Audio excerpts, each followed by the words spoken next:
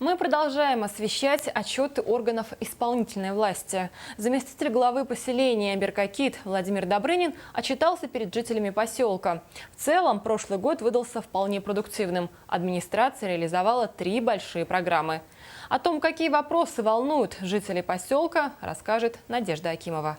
В поселке Беркакит стационар закрывать не будут. Круглосуточный стационар действительно в узловой поликлинике отсутствует уже 14 лет. Но и по стандартам в поликлинике положен только дневной стационар. Минздрав республики, зная эту проблему, для удобства жителей выделил средства на дополнительные 5 мест в дневном стационаре. На сегодняшний день развернуто 15 коек терапевтических и 5 гинекологических. Естественно, что все это с передачей финансирования. Хотелось бы отметить, что за прошедший год поселковая администрация единственная выполнила программу переселения на 100%. В прошлом году на вторичном рынке было выкуплено 73 квартиры по программе переселения. Я прожила здесь в Беркаките 30 лет, и за 30 лет, вот как раз на 30-летие, мне можно сказать, администрация сделала подарок. Также работники Беркакитской администрации совместно с коммунальщиками проделали большую работу. В течение прошлого года и в начале текущего года устанавливается новое оборудование в канализационной очистной станции. Помимо этого, планируется в этом году защитить по инвестиционной программе более 20 миллионов на реконструкцию новой модульной очистной станции. В 2014 году в поселке отремонтированы многоквартирные дома благодаря республиканской программе. Министерство ЖКХ республики на ремонт жилых домов выделили более 8 миллионов. В конце прошлого года и решился наболевший вопрос жильцов дома 6 по улице Бочкарева